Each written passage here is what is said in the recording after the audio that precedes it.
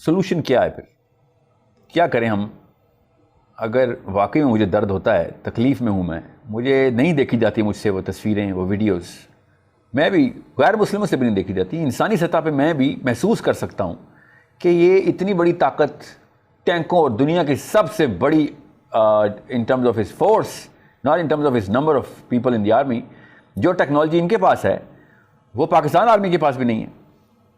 वो इतनी बड़ी आर्मी लेके आती मारती किसको? एक व्हील चेयर पे 90 साल के बुजुर्ग को टैंक से मार देती है। स्नाइपर, जो दुनिया की सबसे महंगी स्नाइपर राइफल है, उससे मरता कौन है? 12 साल की एक बच्ची। अगली तरफ भी आर्मी होती तो बंदा सोचता भी। एक गजा का नक्शा अगर आपके सामने आ जाए तो आपको पता चले कि ये हो क्या रहा है। एक कॉमन सेंस के ऊपर भी आप जरा मेरी बात छोड़ें, समझेंगे आप मैं मुसलमान हूं तो बायस्ड हूं। आप गैर मुस्लिमों की टेस्टिमनी देखें, एमनेस्टी इंटरनेशनल की रिपोर्टें देखें, इंटरनेशनल कोर्ट ऑफ जस्टिस की डायरेक्ट रूलिंग देखें, इस 2 नंबर इस बदमाशी के खिलाफ डायरेक्ट रूलिंग देते हैं। मगर क्या होता है? कुछ भी नहीं होता, कुछ भी नहीं होता। तो हम क्या करें फिर? What is a Pakistani suppose to do? Where is the solution? Their solution is with me, Sahil Adeem. किसी पे नहीं डाल सकता मैं। Solution is with me. Where? फलस्तीन का? जी फलस्तीन का। इतनी दूर? जी इतनी दूर। मेरे पास पाकिस्तानी हूं इसलिए। जी हाँ। क्या मिस्री के पास है? क्या यूनानी के पास है? क्या यमनी के पास है? क्या इंडोनेशियन के पास है? क्या रशियन रूसी के पास? नहीं नहीं, पाकिस्तानी के पास है सोल्यूशन। अफगानिस्तान में इस्लाम का सिस्टम बन गया है तो वो नहीं नहीं, पाकिस्तानी के पास है ये। अल्लाह ताला ने जो एसेट्स पाकिस्तान को दे दिए हुए हैं वो चैनल करने जरूरी हो गए हैं। सबसे बड़ा एसेट क्या है? हमारी न्यूक्लियर पावर? नो, हमारी न्यूक्लियर पावर हमारा सबसे बड़ा एसेट नहीं है। क्या हम जियोग्राफिकली चाइना और इंडिया के और ईरान के बीच में हैं? क्या हमारी जियोग्राफिकल लोकेशन हमें बहुत मुनफरिद और ताकत और क्रिटिकल बनाती है? नहीं, बिल्कुल भी नहीं।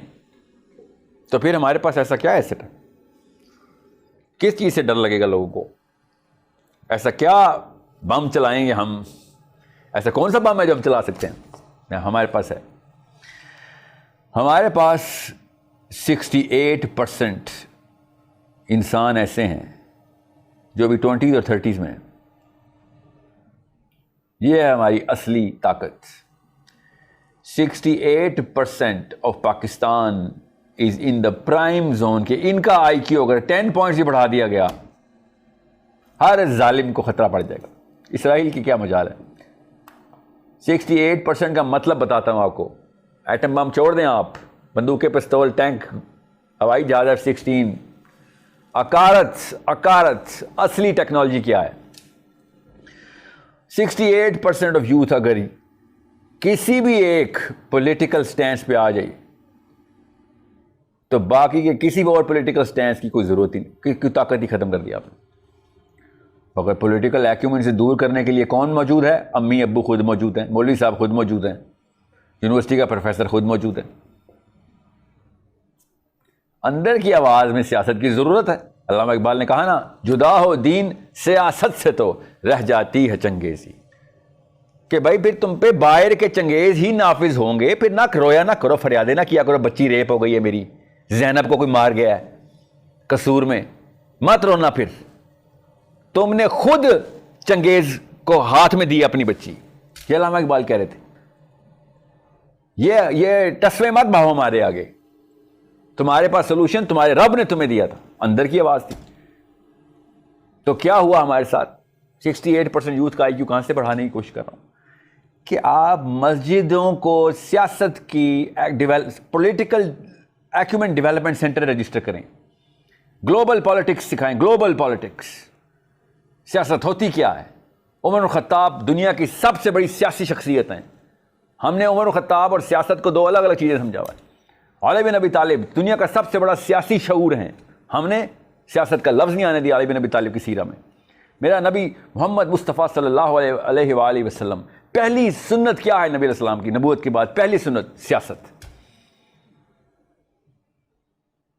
आप कैसे मैं आपको समझाऊं कि अगर इस्लाम में उस वक्त सियासत ना करता जब नबी इस्लाम ने की थी, तो हम इंडिया पाकिस्तान में अभी भी हम ये वाले बोल टीवी के ऊपर भी इस वक्त मैं भजन रिकॉर्ड करा रहा होता और आप लोग ऐसे ऐसे करके डांस कर रहे होते। अगर मेरे नबी ने सियासत ना की होती उस वक्त,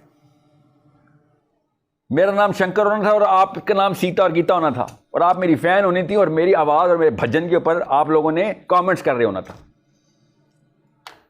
मैं भी सलमान शाह खान और शाहरुख खान के मुकाबले में होता कि हाँ जी मैंने ज़्यादा वोट इसको डाले हैं, पहला हीरो ये होना चाहिए।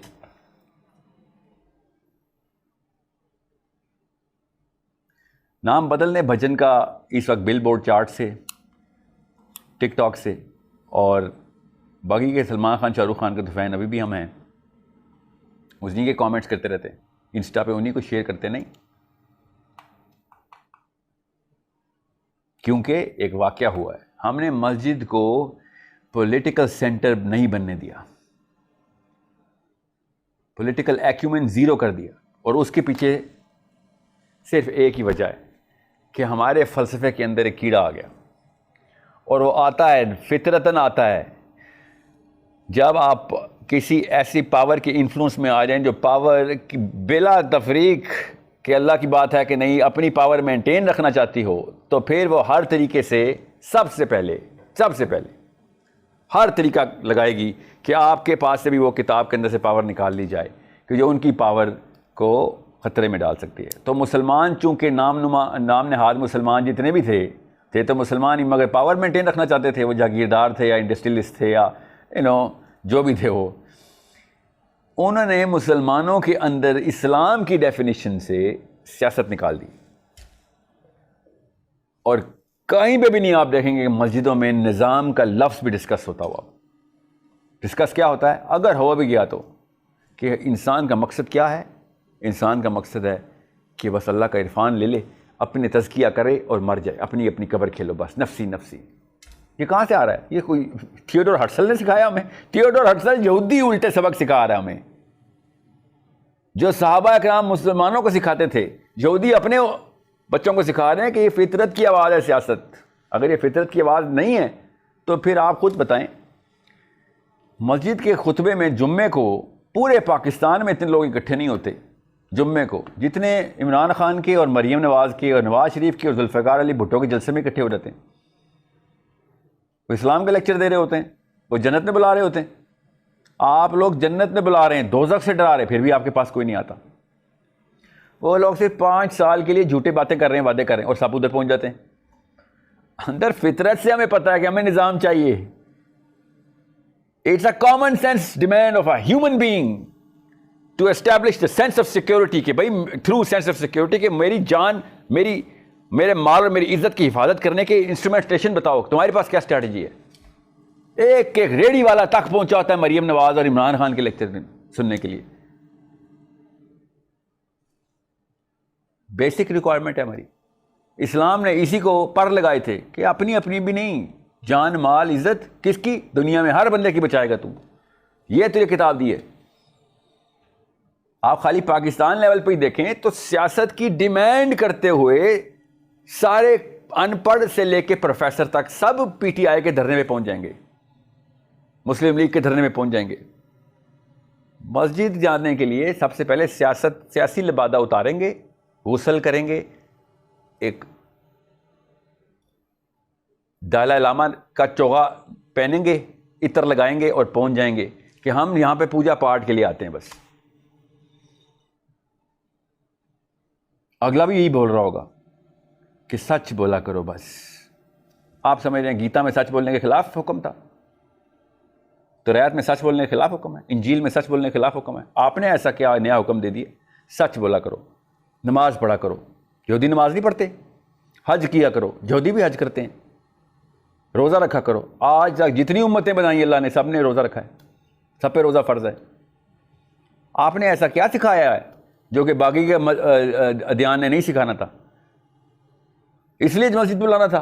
ये तो माँ बाप ने बता देना था कि बेटा ये तुम्हारी ट्रेनिंग का काम है। मस्जिद की ट्रेनिंग का काम माँ बाप के बाद शुरू होता है। माँ बाप कलमा, नमाज, रोज़ा, ज़कात, हज के ऊपर वैल्यूज क्रिएट करते हैं और एस्टैब्लिश करते हैं बच्चे को। मस्जिद आगे का स्टेप लेती है कि अब तो बड़ा हो गया है, अब हम तुझे दुनिया को टेक ओवर करने का सिखाएंगे। तेरे थ्रू जुल्म रुकेगा दुनिया में, तेरे थ्रू लोग रिसोर्स को इस्तेमाल करने की कैपेबिलिटी रखेंगे। हमारे पास तो कुरान करीम है जिसके थ्रू यूनिवर्स के ऊपर कमंडन डालेंगे हम। जितनी भी साइंस है, जितनी भी बायोलॉजी है, जितनी फिजिक्स है, जितनी मैथमेटिक्स है, कुरान तुझे चैनल करके देगा। असली कॉन्सेप्ट तो कुरान पाक में छुपे हुए जो तूने निकालने, सहाबा ने निकाले, ताबईन ने निकाले। लोग तेरे अंडर क्लस्टर बना लेंगे। तेरे इंटेलेक्चुअल एक्यूमेंट की अट्रैक्शन इतनी होगी कि लोग तवाफ किया करेंगे तेरा, जैसे हम करते हैं यूरोपियन फिलोसोफर्स का, साइंटिस्ट का। जब तू इस तरह कर लेगा, ज़हन फतह करेगा, तो तू जिस तरीके का भी सिस्टम इंप्लीमेंट करेगा, लोग उसके ताबे आएंगे ही आएंगे। बिकॉज विजडम के अंदर आना हमारी नेचुरल फितरत है। और तेरे पास तो किताब दोनों काम करके देती है। तुझे मौशरतियात भी सिखाती है, तुझे सियासियात भी सिखाती है। तेरी तो ऐसी मुनफरद किताब है, तुझे मुआशियात भी सिखाती है। इनफरादी जिंदगी भी पूरी करके देती है और इज्तिमाई कंट्रोल भी तुझे हाथ में देती है। अली बिन अबी तालिब की अदालत भी तू ही लगाएगा, इंसाफ भी तू ही करेगा। और तन्हाई का तज़किया जो कि अल्लाह तक वाकई पहुंचाएगा, वो हुसैनी तज़किया जो तन्हाई का मोमिन बनाएगा तुझे, वो भी तू ही करेगा। मगर नहीं, हमने क्या सिखाया मस्जिद में? हमने ये सिखाया कि इधर वाली बाउंड्री से उधर जाएगा, अगली मस्जिद में जाएगा तो तू काफिर हो जाएगा। मतलब खाली तुम तज़किया ही सिखा देते, तब भी चलो मैं समझता कि चलो हम सियासी स्कूल खोल लेंगे कहीं पे। आपने उस तज़किये के अंदर भी कुएं खोद दिए। अभी मेरा टीवी पे इंटरव्यू चल रहा था एक चैनल के ऊपर, इसी फ़लस्तीनी टॉपिक के ऊपर। सारे मकातब फ़िक्र के उलमा इकराम बैठे हुए थे और मैंने उनसे कहा कि ऐसा करें, आप इस वक्त एक ही तलवार है जो इस वक्त यहूदियों पे चल रही है इसराइल के ख़िलाफ़, उसके लिए दुआ कर लेते हैं। आए हसन नसरुल्लाह के लिए हाथ उठाते हैं। मजाल है जो किसी एक मौलवी ने भी हाथ उठाए हों, चुप हो गए सारे। कहते हैं हम जी हमारी वजह से इस्लाम बचा हुआ है। ये इस्लाम बचाया आपने?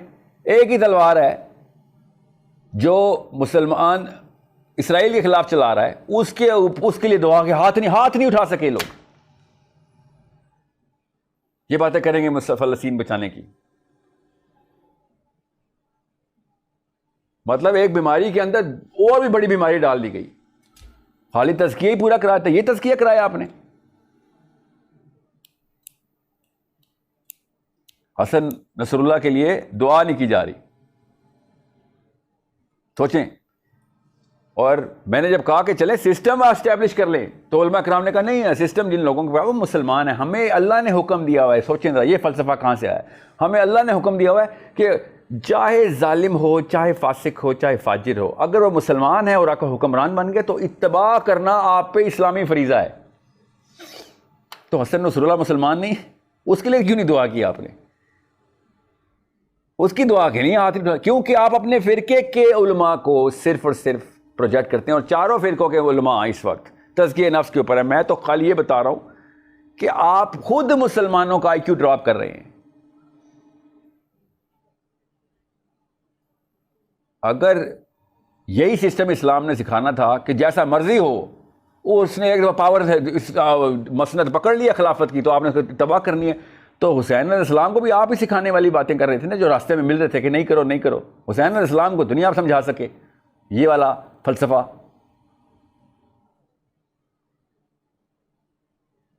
We need the system, we need a very crisp, rational, intellectually secure system. और तब होगा जब यूथ इंटेलेक्चुअली सिक्योर होगा, यूथ साइंटिफिकली अवेयर होगा। लेवल 1 पे साइंस आती होगी, बेशक लेवल 2 पे ना आती हो। लेवल 2 पे कुरान आता होगा, बेशक लेवल 3 पे ना आता हो। लेवल 3 पे पॉलिटिक्स आती होगी, इससे कम कॉम्प्रोमाइज नहीं है, याद रखिएगा सियासत पे। साइंस लेवल 1 पे भी सीख लें, कुरान लेवल 2 पे भी सीख लें। पिछली किस्तों में रेफर करें, मैंने लेवल 1 लेवल 2 कैसे डिफाइन किया। सियासत लेकिन लेवल 3 पे सीखनी जरूरी है मुसलमान यूथ को, वरना इसराइल में छोड़ें, इस्लामाबाद में भी बच्ची रेप हो, आप कुछ नहीं कर सकते।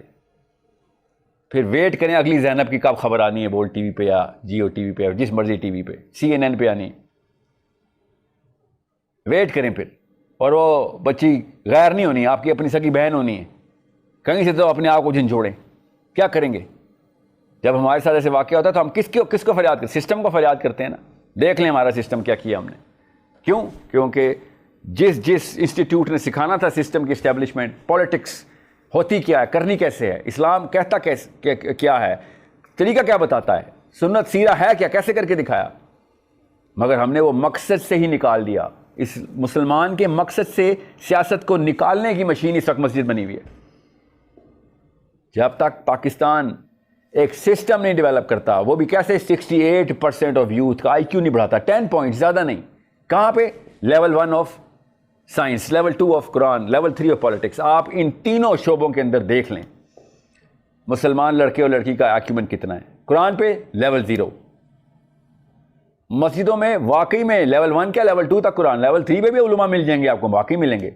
वो उनकी पॉलिटिकल एक्यूमेंट क्या है, लेवल 0। साइंस, अल्लाह माफी, साइंस के तो खिलाफ मूवमेंट करते हैं। सिर्फ 10 साल की स्ट्रैटेजी बता रहा हूं आपको। ये यूथ फिर एकदम ऐसी एज में घुस जाएगा जिस एज में आप देख रहे हैं बुजुर्गान को हठ धर्मी पे उतारते हैं। फितरत है हमारी, हम हठ धर्मी पे आएंगे ही आएंगे, क्योंकि इतनी उम्र दे दी है। लिटरली यही बोला जाता है, साहिल मियाँ आप मेरे पोते की उम्र से भी छोटे हैं, आप मुझे सिखाएंगे। और मैं कहता हूँ हाँ, ये जुमला मैंने सुना हुआ है सीरा में, इसका जवाब आता है मुझे, मैं आपको सिखाऊंगा। सबसे पहले तो ये जुमला देख लें कहाँ लिखा हुआ है। ये मेरे नबी को जुमला बोला जाता था, उमय्या बिन खलफ और अबू जहल बोलते थे। मैं सिखाऊंगा। सबसे पहले तो ये देखें, ये जुमला जिस स्लाइड से आपने कॉपी किया है वो अबू जहल की स्लाइड है। आपकी पोते से उम्र मेरी कम हो गई है, तो इसका ये मतलब तो नहीं है कि जिस बंदे का पोता मेरे से बड़ा हो वो हक पे है। ये क्राइटेरिया आपका कि जिसका भी पोता मेरे से बड़ा है वो सच्चा आदमी है। छोटी उम्र का बंदा भी सही बात करे तो सही बात है। मैं आपको रेफरेंस ही अपने नबी का दे रहा हूं, मैं सेंसिकल आर्गुमेंटेशन के थ्रू आपको बता रहा हूं कि जब तक इस्लाम को 68% यूथ से बात कर रहा हूं, बाबों से उम्मीद खत्म है मेरी, और हो भी नहीं सकती। मेरी साइकोलॉजिकल डिमांड ही नहीं हो सकती। सेंस के खिलाफ है बात कि 68, 75, 95 ये पाकिस्तान के जो पार्लियामेंट हाउस में भरे हुए हमने, इनसे तो मैं नहीं एक्सपेक्टेशन रख सकता। इनके ईगो का तकाजा ये है कि वो इसी ईगो पे मरेंगे, वो इसी फलसफे में मरेंगे वो। खैर है, इस वक्त university going grade, high school के अंदर, कॉलेज के अंदर A लेवल्स जो कर रहा बच्चा, वो मेरा इस वक्त सुनने वाला बच्चा जो है, लड़की और लड़का दोनों। और याद रखिएगा, यहाँ पे मैं बात बता दूँ, अगर लड़की का एक्यूमेंट लड़के से कम है तो खुद आप जिम्मेदार हैं जो आपके साथ हो रहा है। इन तीनों लेवल पे, साइंस पे, कुरान पे और पॉलिटिक्स पे। साइंस लेवल 1, कुरान लेवल 2 और पॉलिटिक्स लेवल 3। पॉलिटिक्स लेवल 3 हर मुसलमान का फरीज़ा है। बस आपको इतनी सी बात बता दूं कि अगर Maryam Nawaz and party, PTI, Sheikh Rashid and party, इनका अगर पॉलिटिकल एक्यूमेंट जा सकता है ऊपर, तो आपका क्यों नहीं जा सकता? आप तो वाकई स्कूल और कॉलेज गए हुए हैं, आप तो वाकई किताबें पढ़ी हुई हैं। तो political acumen, by the way, इनका पॉलिटिकल एक्यूमेंट 3 नहीं है, क्योंकि हमें पता है कि ये किस किस्म की बातें कर जाते हैं, किस किस्म के इनके इकदाम आते हैं। जब ये पावर में आते हैं ना, चाहे PTI हो, चाहे वो PPP हो, चाहे वो PMLN हो, जब पावर में आते हैं तो देखें क्या करते हैं फिर। पॉलिटिकल एक्यूमेंट तो 0 है। सो यू नीड टू सी कि आपको किस तरीके से इस्टेब्लिश करना है। मैंने आपको बता दिया है कि ये स्टेप्स ये हैं। साइंस इस वक्त का फिरौन, इसको ताबे करना है किसके थ्रू? कुरान के through. Intellectual acumen of the Quran ज़रूरी है। कुरान से ढूंढेंगे कॉन्सेप्ट असल में क्या है। This is the only solution. अगर जो इस सोल्यूशन का हिस्सा नहीं है तो वो इस सोल्यूशन का दुश्मन है, भाई याद रखिएगा। क्योंकि अल्लाह जिस पार्टी में होते हैं उसके या तो अगेंस्ट हो सकते हैं आप, या अल्लाह की पार्टी में हो सकते हैं। अल्लाह रब्बुल इज़्ज़त की पार्टी के साथ होते हुए आप न्यूट्रल नहीं हो सकते। इसको अल्लाह शिर्क बोलते। इसलिए शिर्क सबसे बड़ा गुनाह है, सबसे बड़ा जुल्म है कि तुम अल्लाह के होते हुए न्यूट्रल हो गए हो, साइड पे तीसरी पार्टी बना ली है। आज तक किसी मस्जिद से पूछ के देखेंगे शिर्क सबसे बड़ा गुनाह क्यों है, आपको जवाब मिल जाए, मुझे बता देना कि फर्द के ऊपर ये चीज साबित ही नहीं हो सकती, फर्द के ऊपर, ये जमात के ऊपर साबित हो सकती है कि शिर्क सबसे बड़ा जुल्म क्यों है। अस्सलामु अलैकुम व रहमतुल्लाहि व बरकातहू।